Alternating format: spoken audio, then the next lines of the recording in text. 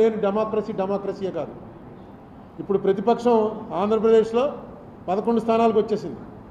స్థానాలు 11 వచ్చినా 2019 ఎలక్షన్లో చంద్రబాబు నాయుడు గారికి ఎన్ని ఓట్లు వచ్చాయో అంతకన్నా ఒకటో రెండో ఓట్లు ఎక్కువ వచ్చాయి జగన్కి. ఇప్పుడు స్థానాలు 11 వచ్చినా ప్రతిపక్ష పాత్ర మీరు నిర్వర్తించడంలో విఫలమైతే మాత్రం ప్రజాస్వామ్యానికి అర్థమే లేదు. మనం 14లో చూసాం. ఏడాదిన్నర ముందో జగన్మోహన్ రెడ్డి బాయ్కాట్ చేసి అసెంబ్లీని బయటకు వచ్చేసాడు. అసెంబ్లీకి ఎవడో వెళ్ళడం మారించారు. అలాగే 19లో చూసాం. చంద్రబాబు నాయుడు గారు బాయ్కాట్ చేసి బయటకు వెళ్ళిపోయారు. ఎక్కడ కూడా అసెంబ్లీ ఏమీ జరగలేదు. ఇప్పుడన్నా కనీసం ఉన్నది 10 మంది అయినా అసెంబ్లీలో కరెక్ట్గా మీరు ఏం చేయాలి. ఎందుకంటే అత్యున్నత వేదిక అది. ఏం అడగాలనుకుంటున్నారో ఏం చేయాలనుకుంటున్నారో చేయండి. అయిపోయింది. అప్పుడు 23 వచ్చినప్పుడు మీరు చెప్పారు 23 స్థానాలు వచ్చాయి, ఇంక అయిపోయింది చంద్రబాబు నాయుడు చాప్టర్ క్లోజ్ అని. ఇవాళ ఏమైంది? మీకు 11 స్థానాలు వచ్చినప్పుడు వాళ్ళు అంటారు మీ చాప్టర్ క్లోజ్ అని. చాప్టర్లు ఏవి క్లోజ్ అవ్వవు. మీకు ఒక ఉదాహరణ చెప్తాను. ఇదేదో నేను ఊహించి చెప్తుంది కాదు. 1989లో ఇక్కడ సీనియర్లకు తెలిసి ఉంటుంది. 89లో ఫస్ట్ టైం ఎంజీ రామచంద్రన్ చచ్చిపోయిన తర్వాత ఎలక్షన్లు జరిగాయి. అంతకుముందు ఆ ఎంజీ రామచంద్రన్ గారి భార్య జయలలిత ఇద్దరు కూడా పార్టీ నాదంటే నాదని కొట్టుకున్నారు. 89 ఎలక్షన్లో క్లియర్గా 169 సీట్లు కరుణానిధి గారి పార్టీకి వచ్చాయి. 30 సీట్లు జయలలిత గారి పార్టీకి వచ్చింది. కరుణానిధి గారు సీఎం అయ్యాడు.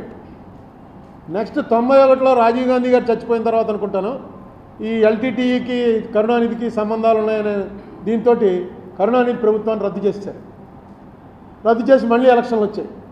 మళ్ళీ ఎలక్షన్లు వస్తే జయలలితకి 225, కరుణానిధికి 7 సీట్లు. ఎక్కడ 169 తక్కువ 7కి పడిపోయాడు. రూలింగ్లోంచి అపోజిషన్లోకి మిజరబుల్ అపోజిషన్. కానీ ఏడుస్తూ ఇంట్లో కూర్చోలా. నడిపాడు 5 ఏళ్ళు ప్రతిపక్ష పాత్ర నడిపాడు 7గురితోటే. నడిపి 96 వచ్చేటప్పటికి కరుణానిధికి 221, జయలలితకి 4 అసెంబ్లీ సీట్లు. లాస్ట్ టైం 7 వచ్చిన వాడేమో 221 పెరిగాడు. 225 వచ్చిన వాళ్ళు 4కు తగ్గారు. 2011లో మళ్ళీ 203.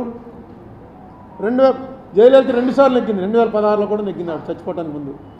అంతకుముందు ఎప్పుడు ఒకసారి అయినా ఒకసారి ఆవిడ అలా వచ్చేది. 2 సార్లు నెగ్గింది ఆవిడ. ఈ రాజకీయంలో ఎప్పుడు కూడా నిస్సత్వ నిస్సహాయత ఉన్నవాడు రాజకీయాల్లోకి రావటమే అనవసరం.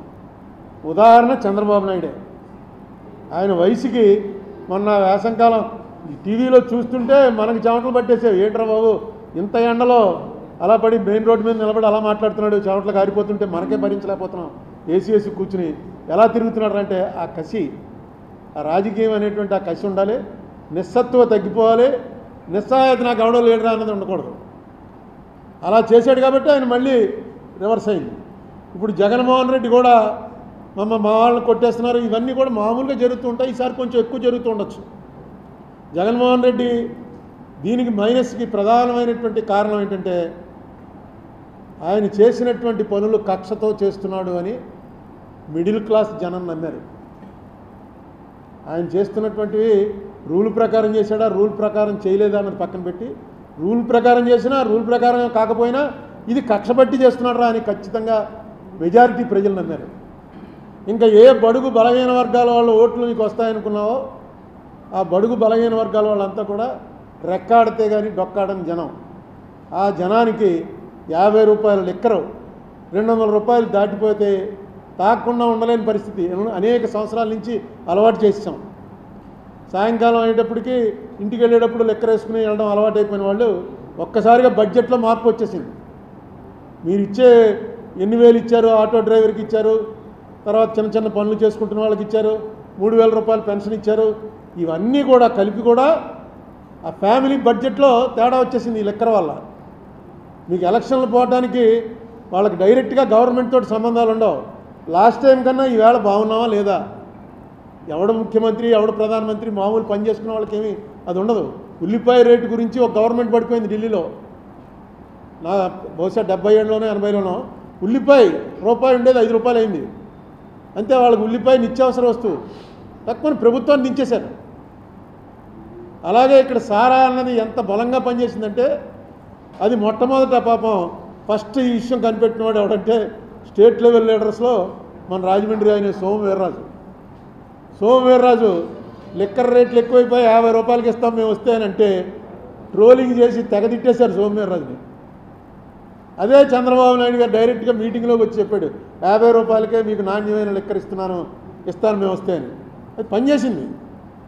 సోమవీర్రాజు ముందే చెప్పాడు అది, ఎందుకంటే అతనికి ముందే వెలిగింది.